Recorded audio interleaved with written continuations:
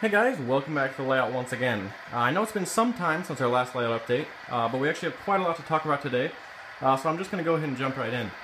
The first thing we have over here is 75 feet in flex track, as well as some cork roadbed. And what that'll allow us to do is continue our main line from where we left off here, all the way down the peninsula. We'll head through the wall over there where that kind of black dot is, back through staging, then we'll pop out on the upper level over here, just above the yard.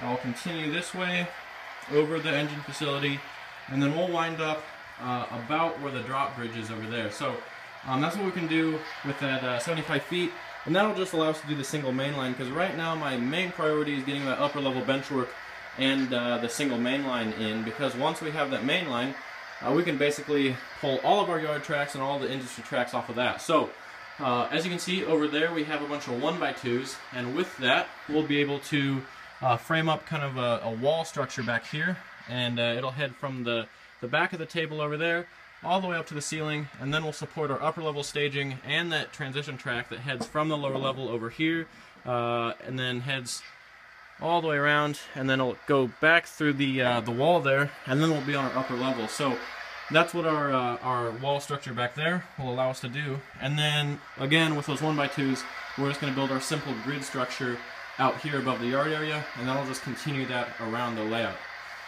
So the next thing I want to talk about is just a bunch of new stuff that I got. So just today I received 4 new cars. I'm going to be weathering and selling all of these. So we have a Southern Pacific patched Athearn gondola.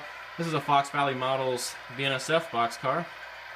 This is an Atlas 60-foot auto parts boxcar, and then this is a brand new Athearn covered hopper in GATX scheme. So as I said, all these are going to be weathered, and I will be selling these. I'm going to also add some graffiti, so be on the lookout for those. I'll have eBay links, and also the link to my Class 1, or the custom model business. That'll be in the description. I won't have the eBay links for a few days, but I'll have those in the next video, hopefully. So be sure to check those out. The next new thing, or a couple new things that I picked up, are some locomotives. So we got 2 -9s over here. I picked these up from a friend on Facebook. We've got 4926 and 675. They both need quite a lot of work. For example, we have some missing steps there, and this unit, at least the number, isn't correct for the details that we have. So 675 is correct, because both of these are detailed for those early -9s that Santa Fe ordered in the war bonnet scheme. So we have early high-ad trucks and low ditch lights and details like that. So 675 is correct, so I'm probably going to keep that one and just touch it up by adding the wide handrails on the front and rear, as well as adding MU hoses and cables and the plow and stuff like that. This, however, I'm probably going to make this unit a project locomotive, either turn it into a Heritage 1 Spec -9 or Heritage 2 Spec -9. So we'll have to see, but keep your eyes out for that. Or eyes open, I guess, not out, that'd be bad. And then over here we have another locomotive project. I've been working on creating a working radiator section in this locomotive. So I think I talked about this a few months back, but I just picked up a couple of micro fans, and that exact fan that you see right there is actually in this unit, but I've made a few modifications. So you can kind of see those fan blades. I had to file out the shell a little bit, as well as trim the fan blades up some. But what I need to do next is order the see-through radiator grills from Details Associates. Also need to pick up a few detail parts for the locomotive in general, and then I'll pick up a decoder, and then I'll be able to wire this fan to the decoder as basically a separate lighting function, and then you'll be able to press a function, and then the radiator fan will come on, which will, it'll cool the locomotive, but I also think it's interesting because it's just another level of functionality, because now this locomotive will have an internal component that actually functions and works like the real locomotive or the prototype does. So it also provides another way for the locomotive to interact with the environment. So if you have any low-hanging tree limbs, you'll actually see those move, because you can feel the air coming out of there. And then another locomotive project that I'll be starting very soon is a Tier 4 Gevo. So I talked about this in the same video that I mentioned that radiator project in about 6 months ago now.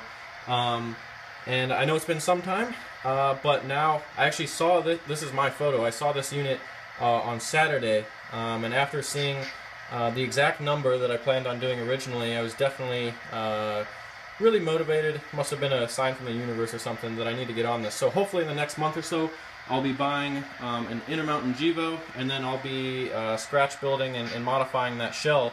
So we'll have kind of the hump on the back, as well as doing quite a few modifications to the radiator section to turn this into a Tier 4 demonstrator unit. So definitely be on the lookout for that. I'll have plenty of videos on that project as well. And I should mention, I will, in the next install of this radiator section, I'll do a how-to, or at least a couple of videos documenting that progress. I didn't do it on this one because this was more of just like a test, but it appears that it is working out, so I'll have a video on both the Tier 4 Gevo and this radiator fan project. I guess the next thing we need to talk about is some temporary scenery over here. So, not super interesting. I know it's not real scenery, but you can see with some cardboard, we've kind of put in our flat industrial surface back here, and then we've also built some mock-ups. So we decided for our big industry, we're going to do a brewery. So I won't talk too much about this, but down here you can see we might have some sort of track in this building that will allow us to unload covered hoppers, and then we also have a couple of tracks that will head down here. The track towards the back might be unloaded into the building there through some bay doors, and then we'll also have a track that will head into this building, and then there'll be a loading dock in between. This actually, so you can kind of see, this is one industry, but it's kind of separated by this gap here, because there will be a road that will come through. So everything past this point, all the tracks will be embedded in some asphalt, and then you can see there's kind of a line here. So we'll have some track cut across here, and this is just kind of like on a ledge. You can kind of see, since this slopes down into our distribution center parking lot. But up here we might just have some sort of dry transfer or transload operation. So it'll just add a little bit of interest to operations, and I'll do a little more research and kind of work this out a little bit more, and I'll explain this more in another video, but just wanted to show that to you. And then down here, as I just mentioned, we have our distribution center parking lot where we'll have our trucking, and there's our little road up, so you can get to that little access road over there. But we're also going to have an underpass over here, which is why that parking lot's lower. So the underpass will go under the tracks there. You can peel off into this parking lot, or that main road, which is actually going to be our highway, will cut back across the scene. We'll have another underpass here. It'll disappear out of sight for just a little bit, and then it will join back up in the scene here and just parallel those tracks down to the wall and into our town area. I should also mention that over here, I think we're going to have our Glacier Sands industry. I think Walters released that a year or two ago, but there are actually a fair amount of sand facilities out in Minnesota, which is what we're modeling, so that might make sense here. And that industry track will just kind of peel off right about in there, and then that road will just go around it. I forgot to mention the other industries on this side. I think what we want to do down here is possibly a grain elevator, and then in here we'll either have some like appliance factory like we have here, like a backdrop flat, or we might even do just a couple of like angled building corners that have a bay door in them, and then the track can extend through the backdrop, which might be interesting. And then over here, I think we're actually going to put a bridge on our drop bridge, which sounds kind of funny, but we had this kit forever.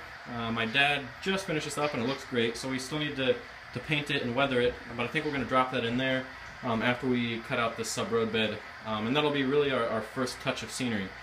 And then finally, I'm going to try to finish up in the next minute, because I'm going to run out of time here on my phone, but we're going to take another giant railfan trip out west. This time we're actually going to fly out to Salt Lake City. We're going to check out Soldier Summit, go back north through Ogden, check out Pocatello through Idaho Falls, head north through Yosemite, Yellowstone, that was dumb, and then we're actually going to check out Montana Rail Link from Bozeman to Missoula, go up to Sandpoint, then through Spokane, up to Seattle, the BNSF Scenic Subdivision there, then up to Vancouver, then back down to Portland. We'll head east to Pasco along the Columbia River Gorge, and then we'll go back to Portland and finish up there. So, clearly, we have a lot of stuff going on. I'm really excited for that railfan trip in a couple of weeks, but we'll have a lot of progress before then, and we definitely have a lot of projects to work on. So anyway, as always guys, thanks for watching, and look for more videos soon.